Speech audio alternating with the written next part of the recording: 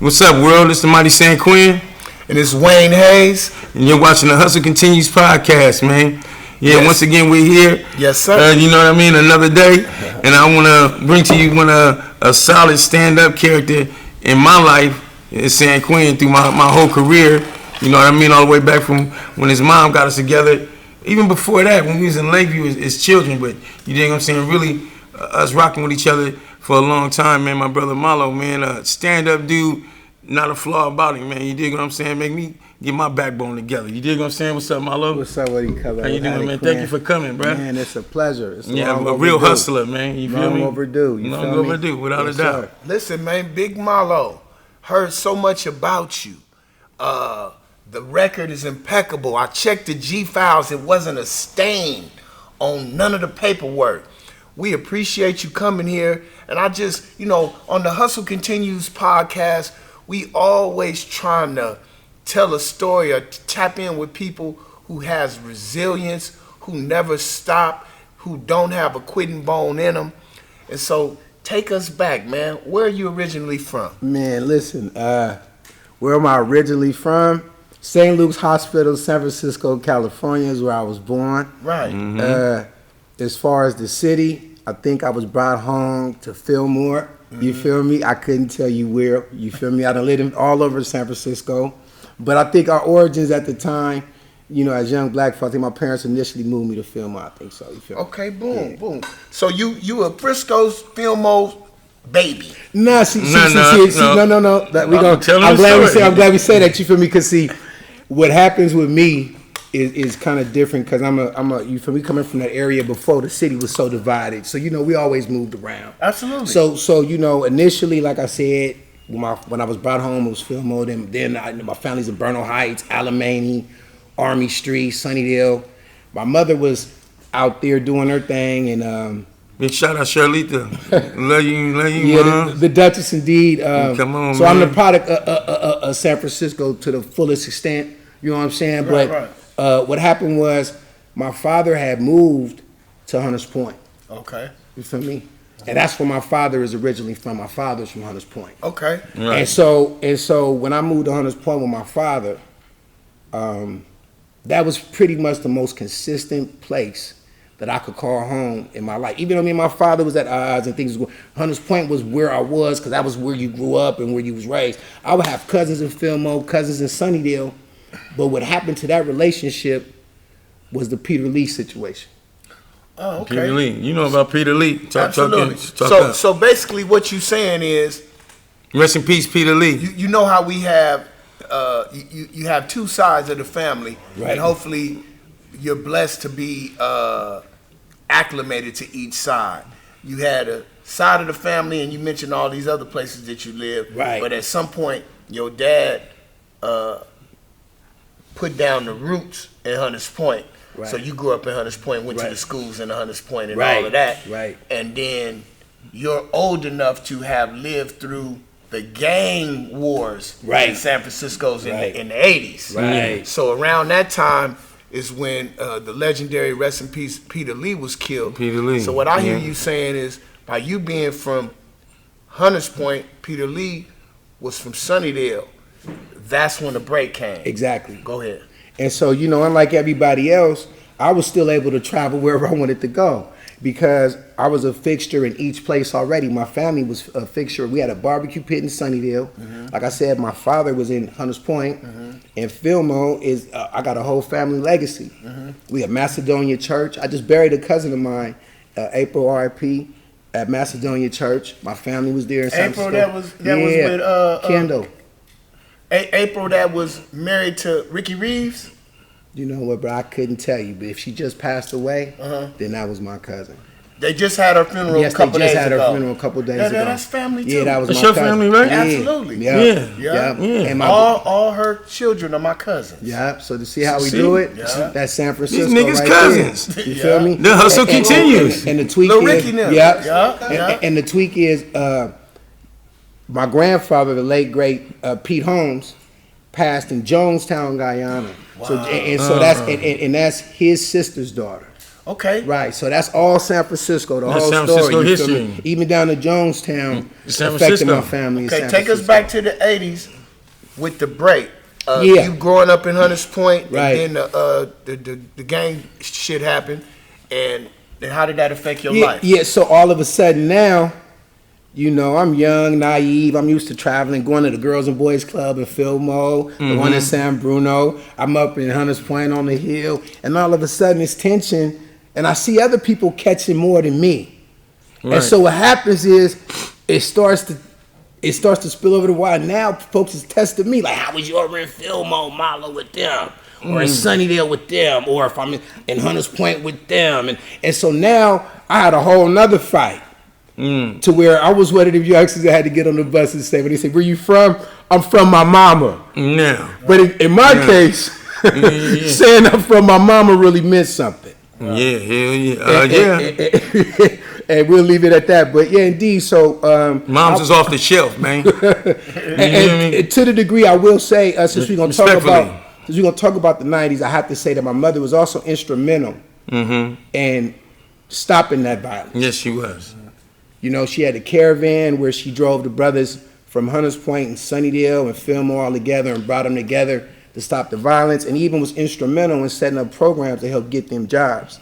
And I'm actually out here right now trying to see if we can get a street dedicated to my mother, because what my mother did for the streets of San Francisco helped lives and helped, you know, just put kids in position that has still helped the city to this very day. And I think she's a very unheralded individual that will never come and say it, you know what I'm saying, for herself. But I think those of us who have benefited from her labor and that game she gave us owe that. Not just for me, but just if you're from San Francisco, you should already know. What school, what junior high and high school did you go to? Man, I went to Herbert Hoover. It got kicked out of Hoover, and so I was in YGC. Hoover, that's over by Yeah. Everybody from HP went to Hoover. that's Church Street?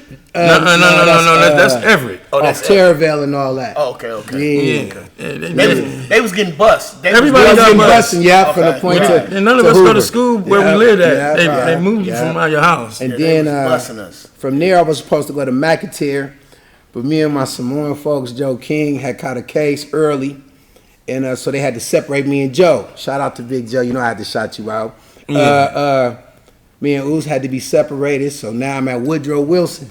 It's cool though, because Woodrow Wilson is kind of me. It's kind of I was like Woodrow Wilson when I look back. It was the best school for me to go to because I was the cusp of Sunnydale, Double Rock, and Hunters Point. Yep. And so I had a lot of favor there.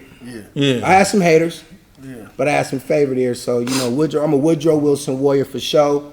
And shout out to all the green and gold. And I think Woodrow Wilson had the dopest rappers. Outside of the Queen, Come on. I think we had the dopest rappers, male and female. You did, huh? We had some spitters came through, you feel me? I'm not knocking no other school, but it was some bars at the Dro. Wilson now is Burton, huh? Yeah, I think so. Yeah, Philip and Solid Burton. that was a part. And in fact, Did the what's the names come out of the real? Did Supermax come out of Wilson? Supermax OG, they did. Nicolius. Hook. Yeah. Nicolius Hook. Yeah, I think so. But who was the rappers from your era at Wilson? man, the whole Double Rock. So you had Lil Dank, you had Stony B. Stony B, You man. had, Free you Stony had that B. whole, you had that whole, was that the Dark Side and all them was there. Okay. You had their little thing. You had, of course, you had me. You had Kawana K Chopper. She don't get her props. She the one that slaughtered Yeah, I remember Camille. she was on Camille. She started the whole Camille She- joint. hey, She's doing big things right now on Facebook. I see you, sis, and I'm Hey, gonna shout you Kawana, out. I remember you.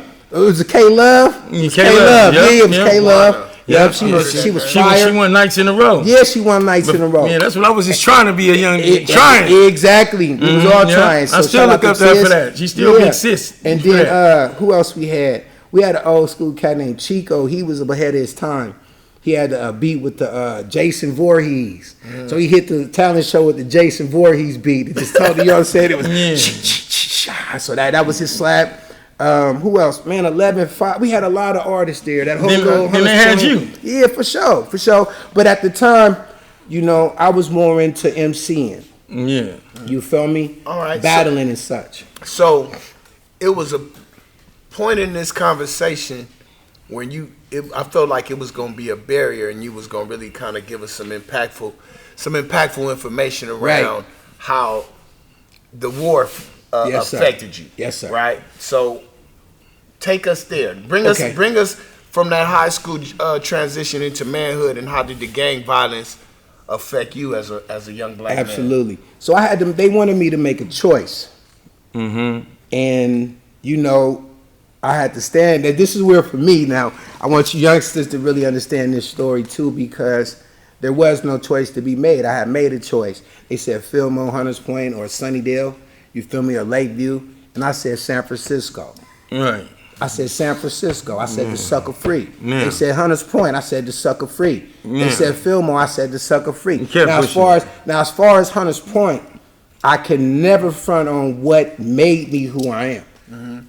Where I was poured into the most. If I was gonna pour all the ingredients in and say what made me me, oh, I'm a Hunters Point nigga to the core, and that's just what it is. From Third buffing at Dean's, buffing on the hill. From Terray, R.I.P., from Herm putting that in me, from that black, we just, that Hunters Point was always that man's man, harsh, knuckle, we just had a harder approach to life. And so I had Stuck together real tough. To a degree. To a degree, yeah. But we all had that. Y'all was gonna rock with each other. The black honcho boot, Pilton, Yeah. you know what I'm saying? It was militant. It was militant. Whereas y'all was more into fly attire. Some of us, you know what I'm saying, I'm fly too, but the Fillmore was Fillmore fresh. Right. And so I knew how the heart puts it and feel it fresh. What's up to my brother, Diallo, D-Love. Come on, man. You feel me? Diallo, I gotta give it up, Mr. Music, because that's my Fillmore origins in rap. Because when I was in Hunters Point, there wasn't, you know, outside of messing with TC and Lay, and they had so many big rappers there, I couldn't get a seat. Laid Black. Yes, sir. Laid is in Sacramento now. Yeah, Lay passed away, man. Oh, Lay passed away? Yeah, Mr. Lay, my mentor, man, passed away, man. Damn, I'm Yeah, sorry to hear that, Lay man. was really instrumental in this? everything. Oh no, I'm thinking of Reg and Race. Right. But Lay was in Hunters Point. Right. Yeah, yep. But he also used to in Hunters Point, wasn't he? Over there by Yeah, with Oakdale. UDI. Yep, that's my folks. My father stayed on Hall Street, right down from Oakdale. Right. And my mother actually, we stayed right up there in Mariners Village. Right. And so right down off North Ridge and Kiska and all that. Lay was a good dude. We Yeah, he almost was. secured Universal distribution with him. He had Charlie Absolutely, Manhattan, right. Charlie The Manhattan. Manhattan Project. I was right there. Yeah. They had a dope record with the Underdog beat on there. He was working on. I remember those sessions. Charlie Manhattan. Man, I'm sorry to hear that Lay passed away. Rest in peace, Lay. So you wasn't willing to make no decision. Matter of fact, you was, and your decision was you was a Frisco cat, and that's Right. the way it was gonna be. Right. And then how did that affect your interaction with your community? Oh man, for a little while it was me versus everybody. You gotta handle it. You gotta hold that pressure. Right. And you know, me and Quinn came up with something called Pressure Makes Diamonds. This is what we do. You feel me? This is us right here. You feel me? Right? And so you know, you end up getting mopped up a couple times before you learn how to do your thing. Right. You feel me? Right. And I learned how to do my thing, and after that, you know, they respected it. You feel me? And I go through Sunnydale and they say, okay, they recognize MALO ain't doing that. But if we got a personal problem, we can handle that. You understand what I'm saying? But this turf thing, we don't do that. But I'm all for it if you got smoke with me. You feel me? Right. But I'm not finna be at you because you from Lakeview when my auntie stayed here. Fillmore when my cousin stayed here. You feel me? And I gotta be there, and I'm gonna be there. We just gonna have it out because you have a problem with me. You feel me? Right. You had your mind made up as you wasn't a follower. Well, love, man, love will make you to where you can't make those decisions. Right, without a doubt. You feel me? You one of them people, bro. You know it. Because if I'm gonna play that game, what about our relationship? Right. It was times when it was somebody that was from that side trying to press you. What you think I'm gonna do? I'm gonna handle what comes with me. Quinn comes with me. Right. You dig what I'm saying? I don't care where else. That don't matter. So love will make you. And Frisco was yours. Like when I got to Sacramento, he like, where you at? Like I'm over here. Like where you at, man? Look, you can't be moving around by yourself, man. Out here, he put the salam on me real tough. All right, cool. So On some Frisco shit. that was the line that you pushed. Now you into adulthood and shit. Did you ever do some time? No. I went to Grambling State University. Actually, you know, I did all my time as a youngster. Like I told you, when we did that situation with me and Joe, I was facing juvenile life. Right. And that'll fix you real good because everybody looked at me as a basic menace to society. Right. So I'm one of them cats that was labeled a problem before cats was even thinking about being a problem. I had that black cloud over my head, and I was always striving to do better. Okay. Yeah. Okay. Well, you end up going to Grambling. You didn't go to you wasn't in juvenile and went through Omega. No. I you know That's exactly what I was. You know what I did do though is I went into the Nation of Islam. Alhamdulillah. I went into the Nation of Islam, man, right there in Fillmore. That was another reason why, you know, I had that situation where it was like I'm not making a choice, and then I fell into the ranks of Nation of Islam, and we were over there off Octavia at the time. So I go from Hunters Point with Brother J-Mo from Hunters Point. Brother J-Mo. I got a song on the J-Mo. album, Reality Dose, where I had to give it up to Brother J-Mo, who brought me into the fold, because Brother J-Mo will be walking through Hunters Point, through the projects, and fishing for souls and bringing brothers to the Nation of Islam, and he'll be bringing brothers from Hunters Point all the way to Fillmore, just to go to the mosque. Without a problem. Without a problem. Mm-hmm. And this is, you would never think that Brother J-Mo was, but Brother J-Mo was one of them ones. You know what I'm saying? And that's the fisherman that caught me, and I'm forever grateful, and I thank Allah for Brother J-Mo and his efforts, and may his blessings and peace be upon that brother and his family eternally. Yeah. Okay. So, tell us about your music career. And obviously you've been writing and being a part, because when you mentioned high school, you was like, we were some of the best rappers ever since back in the day. Yeah. When did you first lay something on wax? Whoa, 12 years old. 12 years old? Yeah, 12 years old. I came up with a song called Turf Wars in the City about San Francisco. What was your rap name? At the time, it was Devious K. Devious K. What? I never knew that. Right, hilarious, right? Yeah, Devious K, man. Come And, on. Yeah, for sure. I never knew that. Yeah, funny. Yeah. You was a little younger. Yeah, but you saw it though, because you saw me on the little show, and you was like, yeah. And so, Cause Miles put together a real good. When Miles put together a show and brought us, me and JT and the GOP, to the YMCA on some Stop the Violence, peaceful type of movement. You know what I mean? Through the nation and through mom. You know, it was like one of my first Girls shows. and Boys Against Gangs. What's your mom's name? Shirlita. Yep, the Duchess. She had Girls and Boys Against Gangs, and you know, she was very instrumental in trying to quell the gang violence and get jobs and opportunities. She was from Hunters Point too. My mother was Central in Sunnydale, but she's from San Francisco. Okay. You know her. You definitely know her. She's from San Francisco, but she was very instrumental in the Sunnydale Visitation Valley area. Okay, cool. Absolutely. So Leland was her strip. Was music as a performing artist like a big part? You know, like you say, Quinn, music was a big part of his. Right. It was his persona. Would you consider music was ever a big part of your life? Not music was, but was the career of music. Now it was to the fullest extent, and I'm the kid that kind of got all the bad luck in that regard, because I had talent beyond my years, and I had positioning beyond my years, which Quinn knows just as much as me could be horrible for you, because you could be exploited with your pen, but they don't necessarily want to show your face. Right. So I had a cousin, T Super, that was working with Hammer. Hammer's drummer, producing with Hammer, and that's who helped me. That's who I did the Turf Wars in the City with. But I'm so close to that game, so far. Dale and the High Road, I was hanging around with the High Road cats. Big up to my folks, Snoop. That's Extra Prolific. They slept on, but Extra P, those was my folks. Mike, all them, those was my folks. Kareem, we just talk about Kareem. DJ Rim.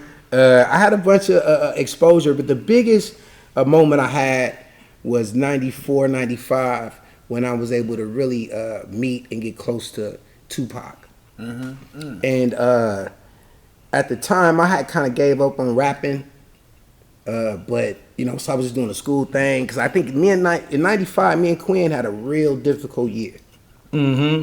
We had a very difficult year in 95, man, career-wise, and it was and I don't want to throw nobody under the bus, but this behind you, grab that album and do some research on that album. Research it. And just because that record and T Super and Quinn and all that, that's the hustle continues, all that was one era where we were going through a lot of different things, and being exploited financially. What I saw him going through, I didn't want to go through. Right. And I wasn't cut to go through it, and I'd do something about it. Right. So it was so many unsavory individuals, and when I was so young that I had the position, but I didn't have the game. And I didn't have anybody to teach me. So I was so busy learning, I couldn't be the rapper. Even though I probably had more skills than anybody I was gonna try to sign. Yeah. I got so close that I knew what you had to do to get over without selling out. Right. And that's gonna mean you have to build the shit yourself. Pause. What's good, y'all? I'm Silky, the People's Champion. You watching the Hustle Continues podcast. You can find me over there on Instagram and all the other platforms that come out daily. But I'm always under Silky, the People's Champ. You can book me, holler at me, features and all that good stuff. Get at me. Welcome back to the Hustle Continues podcast. We here with Big MALO. We just chopping it up, you know. Frisco General, man. You know what I'm saying? Man, come on, man. General, man. Salute everybody from the struggle. And this is a story about resilience. If you just checking in with us, MALO was talking about some of the what's that word? The contradictions of trying to be in the music business and come from the streets. And now we just gonna take it into the part of his life where he began to find acceptance as a more mature individual. What brought you to that place of maturity? My firstborn son. Actually, San Quentin. Come on, man. Come on. In 2004, I had a crossroad where I could deal with this music. I had an opportunity to do the music because my cousin Manish brought me to the studio. Shout out Manish Mike. All the time. And he snatched me out of the trenches, man, and brought me to the studio. He was resilient, telling me, man, come to the studio, come to the studio. I'm like, Mike, I ain't rapping no more. Mike, I'm cool. Mike brought me back to the lab, and really, like, after I was pleased with what I had did, and I realized it was something I could still do proficiently, and I had an opportunity. And at this the time where my cousin G-Force, Ming Lee, in the streets is popping their names, and it's crazy. And they looking at me sideways like, we know MALO don't choose a side, but we know he choose family. So since he choose family and this is what it is, it's all eyes on me. Right. Rest in peace, Millie and G-Force too, man. G-Force, my nigga. So, I'm so all eyes on my son. Right. So I took my son and his mother, who is from Fillmore. We'll leave her name to be what it is. If you know, you know. Yeah. And we moved up to SAC. And I tried to square up work for United Airlines for a while, and but the game, man, it kept calling me because when I got the sack, Quinn was like, MALO, come on, man, come outside. Quinn called me up like, cousin, he said, if you don't ride with me, these other niggas, it hurt me. Come on, come man. rock with me. So I hopped off the bed, man, and jumped in with Quinn. Your sack is tricky too. Yeah. You gotta fuck with home. Yeah. Right. Like I tell niggas when I cross that bridge, No man. new friends, son. Nah. If I'm gonna be out here, I'm gonna be familiar with the ones around. And let's keep Yeah. it, man. Shout out to Sacramento. Shout out to because that's my second home, and I built a lot in Sacramento, and they love me in Sac. And so South Sacramento, I'm a South Sacramento fixture. A lot of that developed because of us, and my blood there, and my root there. And like I said, trying to be a father. So the community of Sacramento, unfortunately, got hit by the mentality that I brought with me from San Francisco. Okay. And so what I did was, man, I'm talking about I had turned up South Sac so bad that I seen the babies start getting killed, or the same problems that we had in San Francisco. I feel like I done it brought with me to Sacramento.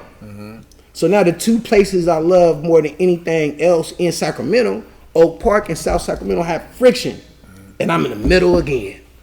I got to make a decision from Oak Park, where I got family, got a whole football team and Rest kids in out peace, in the cousin Larry, man. Then I got the South Sacramento, where I became a man, Right.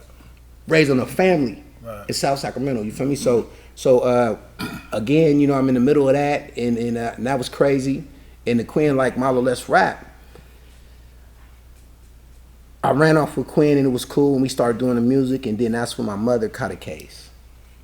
And when my mother catches her case, I'm in the middle, about to turn the corner. We trying to do the music, but I can't run with the music now because I got to handle something much bigger than that. You her oldest son? Absolutely, I'm her only son. Oh, okay. Only son. Yeah. You see what I'm saying? So I had to put everything on pause, and it was music-wise, but I still watched Dr. Quinn. I just couldn't afford to be an artist. Right. You feel me? Because my people needed me. And I also understood his importance. I knew his relevance to the game. I knew the work he had put in. And like I said, I'm from San Francisco first. So once I see San Francisco Quincy in the building, it's a high security situation. Right. And I'm going to handle my cousin first. Yeah, you sack it real tricky. Environment there, be like, back door you like them up. You dig what I'm saying? But I will say this, unless you got the right goose with you. I will say this about Sacramento, right? When he had come in, they had called. Be like, yo, folks, whoop-de-whoop. They was very respectful. They've never disrespected San Francisco. Now, Oakland and Sac, they got their issues. A lot of times they just say the Bay Area. Let's make it clear. San Francisco and Sacramento always been cool. Yeah. I also say this. CML Lavish D is right here for me because I'm going to say something no one else could say. Lavish, when I was having a struggle with my daughter, tapped in to fix that relationship. This is not rap. This is not street. This is family. And why I'm bringing this up is because we're men first, and I want y'all to understand this as brothers. This rap stuff, this beef stuff is cool, but what about being a man?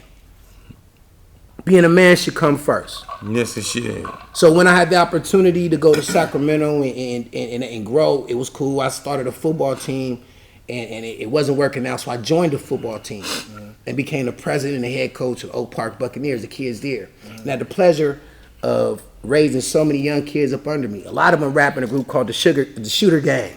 So I got to give it up to the Shooter Gang. It is what it is. Coney and Neil. Yeah, Coney and Neil. Right. But D-Ray, that was my baby, man. That was my running back. He was about as sick running as he is singing. You feel me? R.I.P., man. You feel me? I love you eternally, man, and may Allah be pleased with you and grant you forgiveness. Wow. But yeah, so you know, cats like Radar, who was tied to Mozzie early, Lil Tim, them is still family. So like I said, I'm not picking a side. I don't do that. I pick me. If you got a problem with me, get busy. I get busy. Right. You can touch me. I'm outside. You know what I'm saying? But so I became a man, and I got the opportunity again to be with Quinn, and but I'm so close to him. I'm learning. We opening up doors. You can't be around this guy, and the game right there, and the stuff we do, and it not just it just hit me. And he told me, he said, cousin, just take it. Go ahead and do what you do. And I started to build, man, and that's when I started taking it professionally serious. But I will say, you said, well, what role did music play in my life? All I ever was a rapper. Yeah. That's all I ever was. I'm talking about, if you ask any of my cousins, anybody that ever knows me and know that all I ever did was get busy on the microphone. Okay, well, hold on.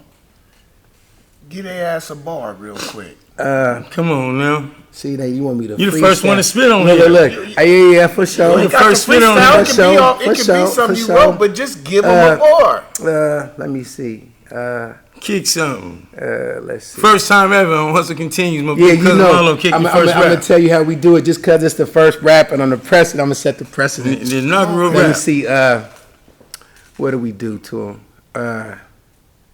What we want? What you want? I got so much on me, man. Just serve it. Whatever comes to your heart. You gonna make me rap? You taking so long? Yeah. let's because I didn't come really because I'm gonna tell y'all why. Because now as an older person, I'm coming from a different place with it. Right. And I think you could go ahead and tap into hella videos and see a bunch of rapping, but what you can't hear is the wisdom behind that. And I think sometimes we focus on the performance, but I'm an old head now. And so it's a contradiction. And I also wanted to touch that because we was talking about growing up. And I'll say this too, is I wanted to make sure that we understood that the man first thing was big. And if I come performance ready, I'll start talking me, selling the product. And even though I will do that, I just wasn't prepared. It sound like what you saying is that if you were to rap right now, it would be more reflective of a different you than the you currently presenting. Well, no, it's not even about me worried about the rapping fact. It's just that when I with me and Quinn, it's no question about what we do with that. It's other aspects of this game that I wanted to touch on because we have influences to where, like, in the studio that in Sacramento and San Francisco, like, for example, there was significant time where Quinn was in Sacramento putting rappers on. You never really hear him say that, but there was a Quinn experience with Mozzie. There was a Quinn experience with CML. There was a Quinn experience with Sibo. There's a Quinn and a MALO experience with Marvelous. We've been all through Sacramento helping them and inspiring them to be rappers because I love Sacramento. That's my home. Not only that, but, you know, I like I said, because of my family and my cousins there, we played a role in that. And so there was a real big San Francisco presence there. Yeah. You made sure that a nigga didn't come out there and disrespect it. Like, you know, because this Frisco nigga gonna think he can run anything. Right. Like, it's like, oh, this country up, it's fast. Right. Nah. You know what I mean? He made sure that I'm out here, we out here, these guys, they love you.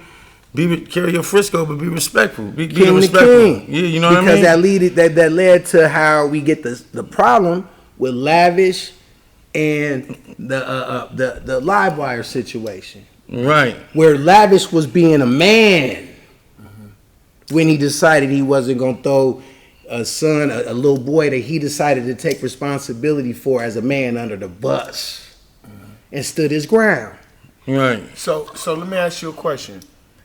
That was fragile. Yeah, that's why I had to make sure I said that for him. Yeah. We had to do that. Yeah, we did. Yeah.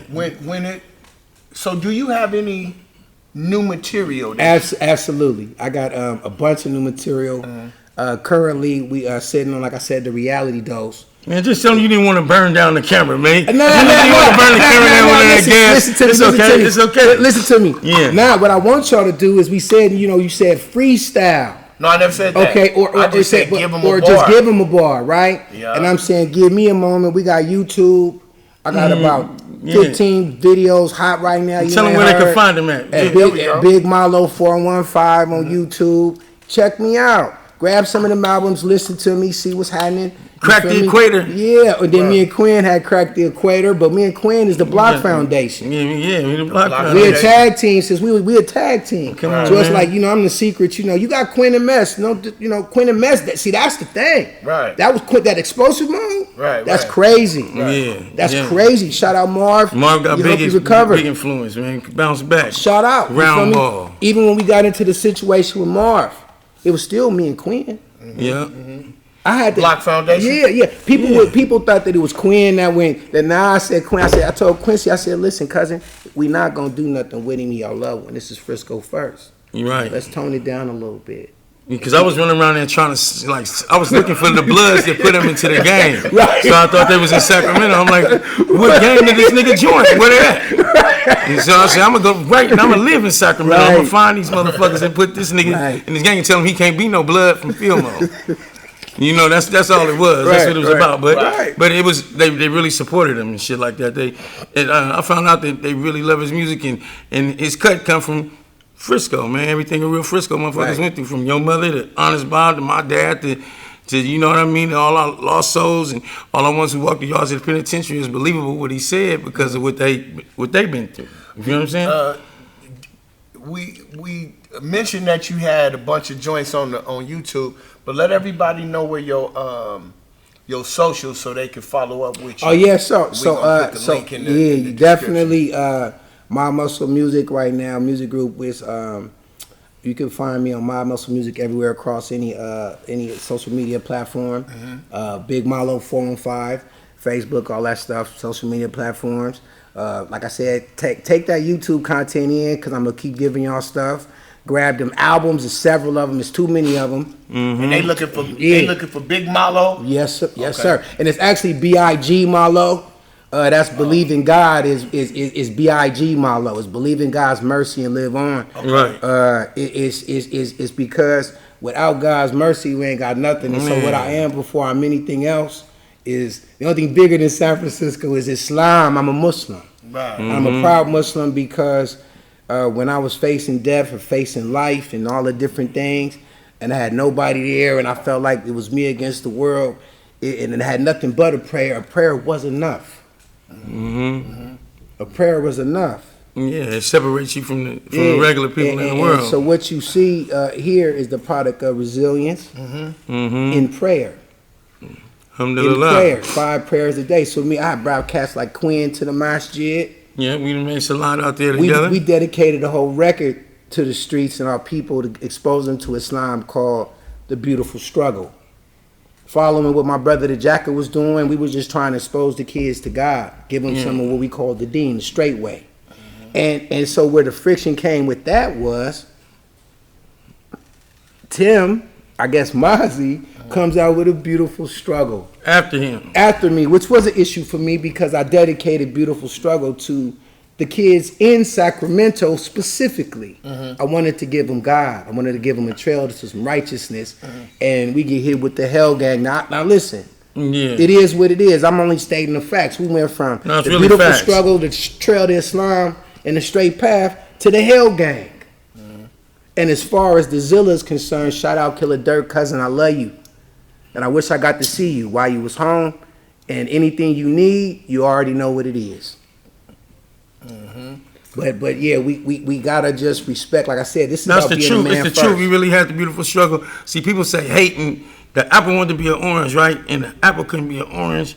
And they say, oh, the apple said, you hating on me. No, I'm telling the truth. You're an apple. You can't, and it's but see, it's also no hate because, like I said, I love Oak Park. So what he's done for the people in Oak Park, what he's done for Sacramento, you feel me? What they've done outside of the violence is they've found a way to gain financial security for people that I love. Right. Also, what's that word? It's a form of flattery. It's like if somebody do something. Imitation is the biggest sign of flattery. Yeah, if somebody No imitation is a No form doubt. of flattery, man. That's the only way you could look I'm at one of the it. most flattered individuals in Northern California. Hit it that way, right? Why you saying all that? Like real Look, talk. man. But I got a new record coming out, man, and it's called The Precedent.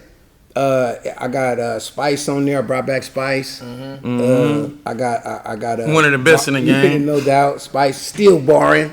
Not nasty. Me and Quinn is on there as usual. Ryder, Dub 20. Man, is Mike on there? Not yet. Look at you. Gotta Man has get got to Mike come on to the there. lab for me. Yeah. But shout out Manag's Manish been Mike. home sometime, man. Yup, and you know about Manish, cause yeah. How How was I repping for Manish, man? Yeah, heavy, man. We waiting on Manage to come on. And it's his story, and he's Yeah. sticking to it. Absolutely. Yes, so, sir. but Straight yeah, the up. precedent. Like I said, grab that Sco Ferocious. That's crazy. If you need that Sco Ferocious. Okay. That's you put that in and just ride. You know, I give you some for your thinking cap and reality dose, because sometimes we need that grown man music. So I gave us that in reality dose.